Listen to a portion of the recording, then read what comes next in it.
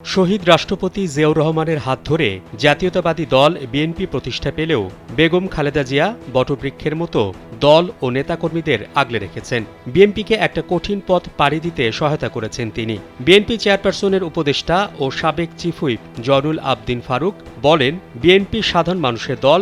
এটা প্রমাণিত হয়েছে বেগম খালেদা জিয়া বারবার নির্বাচনের মধ্য দিয়ে ক্ষমতায় এসেছেন। স্বাধীন হলো আশা, অনেক ভরসা ছিল। জিয়াউর রহমান স্বাধীনতা ঘোষণা করলো, জিয়াউর রহমান দল করলো, আমরা সবাই অনেকেই এই দলে যোগদান করে ফেললাম। এই দল থেকে যোগদানের পরে 5 বার পার্লামেন্টে যাওয়ার সৌভাগ্য হয়েছে। এটা আমার কোনো গুণ না, গুণ ছিল দানেশী শহীদ জিয়ার আদর্শ, খালেদা জিয়ার আপোষী নেতৃত্ব। চিন্তা করি মাঝে মাঝে আওয়ামী লীগ শাসনামলে কীরকম ছিল, জিয়াউর রহমানের শাসনামলে কী ছিল, বারবার কু কেন হলো, বারবার কেন জিয়াউর রহমানকে অপসারণ করার প্রক্রিয়া হতো, এগুলো বিভিন্ন সময় চিন্তা করতাম। পরে তো উনি এটা দলে করে দলের নেতৃত্বে দেওয়ার পর রাষ্ট্রপতি হিসাবে তাকে মেরেই ফেলল। তার স্ত্রী আসলো, তার স্ত্রীর সেই এরশাদ ক্ষমতা আসলো, তার যে অবদান বাংলাদেশের সেটার প্রতি আমাদের খুবই শ্রদ্ধাশীল ছিল এবং ওর নেতৃত্বের প্রতি আমার না, বাংলাদেশের জনগণের একটা আস্থা।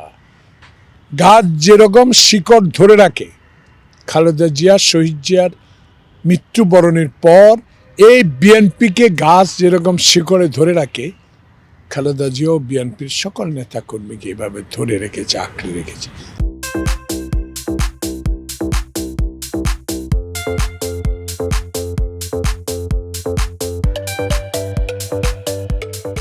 জয়নুল আবদিন ফারুক বলেন, আওয়ামী লীগ স্বজনপ্রীতি আর দুর্নীতিতে সবাইকে ছাড়িয়ে গেছে।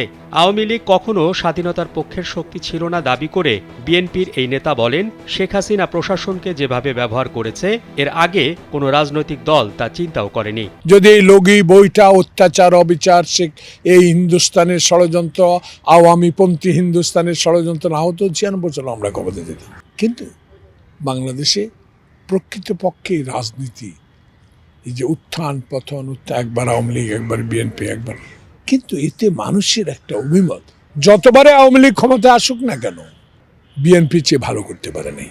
বিএনপির এই নেতা দাবি করেন, যারা প্রকৃতপক্ষে আওয়ামী লীগ করত তাদের মূল্যায়নও আওয়ামী লীগ করেনি। তাদের কাছে বিএনপি অন্য কিছু প্রত্যাশা করবে কি করে? প্রকৃত অর্থে আওয়ামী লীগ ছিল, তাদের মূল্যায়নটা স্বাধীনতার পর আওয়ামী লীগ নেতা শেখ মুজিবুর রহমান সাহেবের কাছে পান নাই।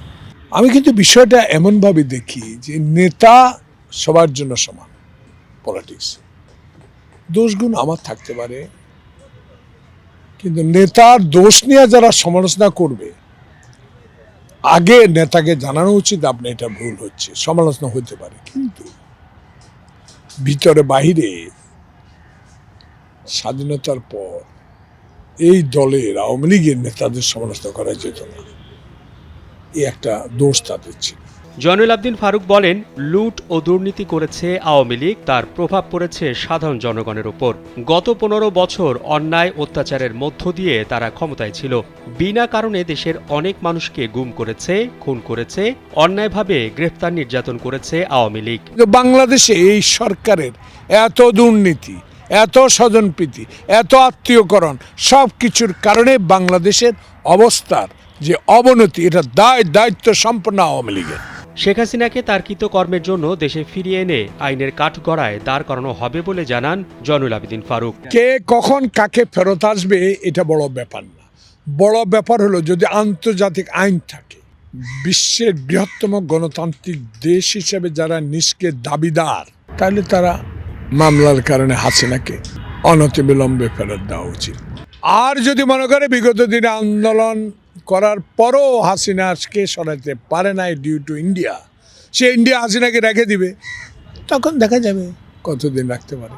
বিএনপির এই নেতা মনে করেন, ভারপ্রাপ্ত চেয়ারম্যান তারেক রহমান হবেন বাংলাদেশের সফল প্রধানমন্ত্রী। খালেদা জিয়া জীবিত, তারেক রহমান এখনো বেঁচে আছে। বাংলাদেশ জাতীয়তাবাদী দল এমন একটি দল যার স্ট্যান্ডিং কমিটির মেম্বারগুলো সবাই সচেতন, বুদ্ধিমান, রাজনৈতিক অভিজ্ঞতা সম্পন্ন লোক, তারাই ঠিক করবে। এবং বাংলাদেশে বিএনপি যদি একক সংখ্যাগরিষ্ঠতা পায় সুষ্ঠু ভোটের মাধ্যমে, দখলের ভোট না, তো নিশ্চিত দল তো আর অন্যতা বেগম খালেদা জিয়া এই তো বলে দিবে আমার ভারপ্রাপ্ত চেয়ারম্যানে হবে প্রধানমন্ত্রী।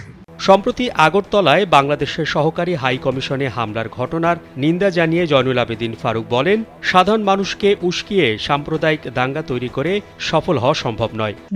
বিবস্ব এটা করা উচিত হয় নাই। এটা একটা গণতান্ত্রিক দেশের ব্যবহার হতে পারে না। উস্কাই দিচ্ছে। আমি মনে করি এটা শেখ হাসিনাকে তার প্রেতাত্মারা যারা বাংলাদেশে আছেন তারাই উস্কাই দিচ্ছে ওইসব দলের বিজেপিকে বা ওই দলের যারা ক্ষমতা আছে তাদেরকে এখানে অশান্তি সৃষ্টি করে বিশ্বের দরবারে বাংলাদেশকে ডক্টর ইউনূসের মতো একজন খাঁটি দেশপ্রেমিক প্রধান উপদেষ্টাকে হেয় প্রতিপন্ন করা একটা চক্রান্ত। এটা ঘৃণিত। মোহাম্মদ শাহাবুদ্দিন মাহতাব, কালবেলা।